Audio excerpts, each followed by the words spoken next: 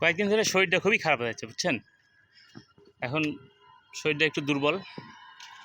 হঠাৎ কি আমি পারতপক্ষে সাধারণত ডাক্তারের কাছে যাই না। তো আমার দু একটা বন্ধুবান্ধব আছে আর কি, ডাক্তার হয়েছে, একসাথে লেখাপড়া করতাম। ওই তো হঠাৎ করে মনে হলো যে একটু বন্ধুকে ফোন দিই।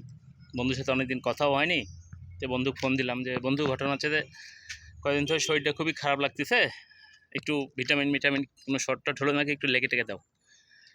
তো আমরা সাধারণত মামা মামা করে ডাকি আর কি, যেহেতু বন্ধু তো ক্লাসমেট একসাথেই থাকা। তো আর কি ও মারে আমিও মারি।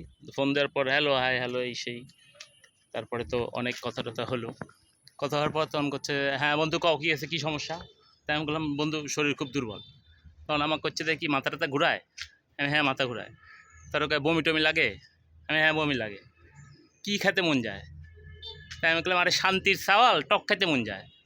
তখন করছে মানে তুই যেভাবে কথা করছো তাতে তো মনে হচ্ছে আমার পেটে মনে হচ্ছে আরেকটা মনে বাচ্চা ঢুকে বসে আছে। কী রে তোর বোঝা উচিত, আমি তোর বন্ধু মানুষ। আর তুই পুলিঙ্গ স্ত্রীলিঙ্গ হিসাব করে তুই ওষুধের কথা জিজ্ঞেস করবো না, অসুখের কথা জিজ্ঞেস করবো না। তুই আমাকে জিজ্ঞেস করছো মাথা ঘুরায় কিনা, বমি বমি লাগে কিনা, টক খাতে ইচ্ছা হয় কিনা। তাহলে তো আমি কী বুঝবো, আমি কি পোয়াতেই? শুনে তো খুব হাসাহাসি হলো। করলো যে মামা তাহলে এক কাজ কর, তো কয়েকটা টেস্ট দিচ্ছে, একটু টেস্ট করালে। তা আমি ওর কালাম আরে শান্তির সওয়াল, টেস্টই যদি করবো তো তোর কাছে আমি ফোন করবো কেন? তুই বন্ধু মানুষ, তোর কাছে বলেছি। তুই মনে কর আগে যেরকম আমরা ছোটোবেলা আমার এলাকার মহেশ ডাক্তার ছিল, রোশন ডাক্তার ছিল, পল্লার ডাক্তার ছিল, আমরা তার কাছে গেছি। তারা আমার চোখ দেখিছে, জিবলা দেখিছে, হাতের পালস দেখিছে, দেখে ওষুধ দিয়ে দিছে। তারা তো কোনো দিন কোনো টেস্ট মেস্ট দেয়নি। তুমি শালা আধুনিক ডাক্তার হয়েছো, বন্ধু মানুষ, তোমার কাছে আমি ফোন করেছিলাম, তুমি আমার করছো এই টেস্ট সেই টেস্ট। আমি যে টাকা দিয়ে টেস্ট করাবো তো তোর কাছে ফোন করবো কে? এমন কাছে বন্ধু তাহলে এক কাজ কর, রাখিস না তুই, তো কয়েকটা ওষুধ লিখে দিচ্ছি, তুই তাহলে এক কাজ কর, ওই ইয়া কর, এই ওষুধগুলো খা। আর যেহেতু একটু শরীর দুর্বল আছে তাহলে একটু ডাব কিনে খাস। শুনে তো আমি বললাম আচ্ছা ঠিক আছে রাখ।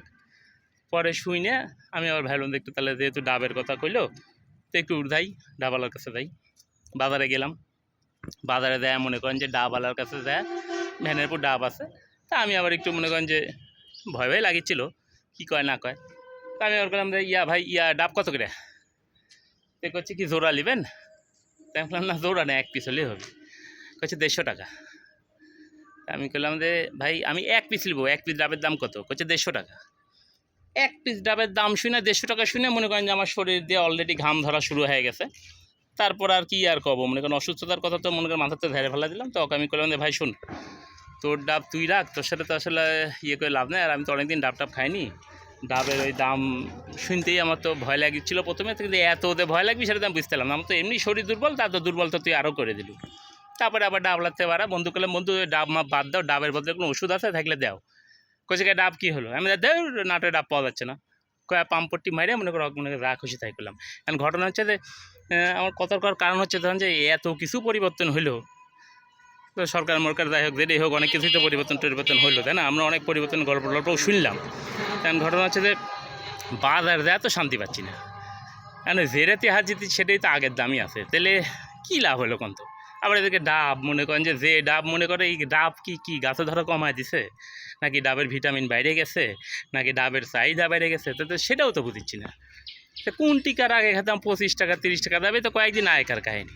এখন 100 টাকা নিচে কোনো ডাবই নাই। আর যে 100 টাকা দামের যে ডাব আছে তার তো মনে করেন যেগুলো পানিই নেই। এখন যাই গিয়া এটাই আর কি, একটু শরীর দুর্বল আছে, দুর্বল তো শরীর দুর্বল। তো এই বন্ধুকে ওষুধ নিলাম। দেখা যায় বন্ধুক কাটতে আমি ডাব খাইতে পারবো না, তুই দরকার ওষুধের ডোজ বাড়া দে, ওষুধ খাবো তবে মনে শান্তি পাবো। 150 টাকা আমি ডাব খাইতে পারবো না। তো দোয়া করেন একটু শরীরটা যাতে ভালো হয় আর তরতাজা হয়। আবারও দেখা হবে নি। হ্যাঁ, ভালো থাকেন।